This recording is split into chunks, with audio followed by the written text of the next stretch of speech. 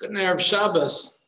This week, once again, in our Parsha of Korach, we see this very difficult challenge that Bnei Israel went through over the course of their journey to the land of Israel. Originally, they were planning on having a much shorter trip than anticipated.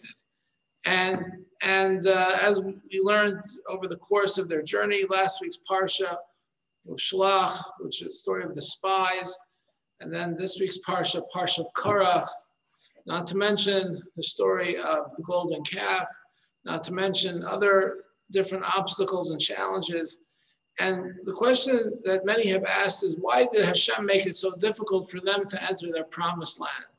Why couldn't he just have an easy path for them to enter Eretz Yisrael? Wasn't that their destiny? They're supposed to connect to HaKadosh Baruch Hu and Eretz Yisrael. Why did they have to go through so many twists and turns, obstacles and challenges until they made it to their promised land? This week in Pirkei Avos, we learned the fifth parak in Pirkei Avos. It says, Asar Nisyonos Nisnasa Avram Avinu. Avram Avinu was tested with 10 different tests. Amad al Kula. And Abraham withstood all the tests. Ramban in Chumash speaks about the test that Abraham went through, an extraordinary test that arguably no human being ever had to endure, including the test of the binding of Yitzchak, binding of Isaac, Akeres Yitzchak. And Ramban says that the purpose of these tests were for the potential in every person to become actualized and come into fruition.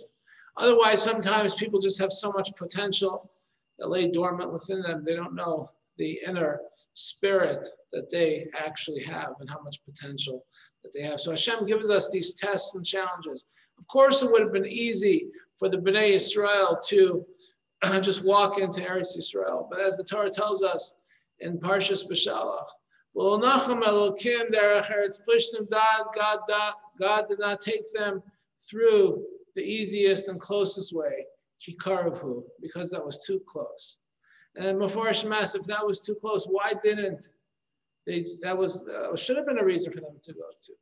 So the commentaries famously answer, well, Nacham Elokim Derech Eretz Plishtim Kikaravhu, because they wouldn't have realized that growth had they gone through the shortest route.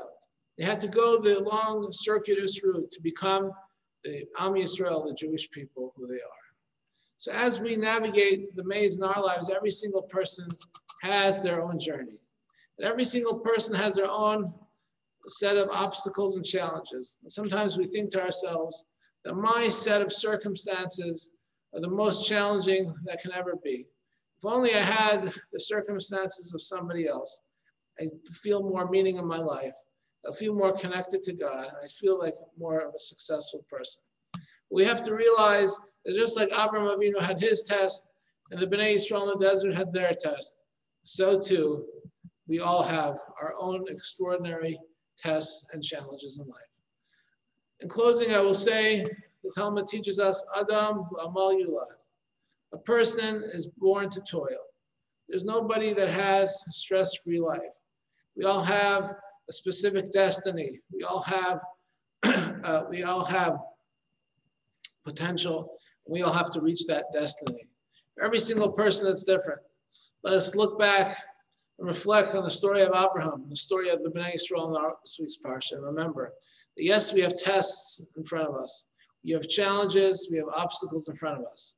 But Hashem also gives us the strength to pull through. I wish you all a good Erev Shabbos.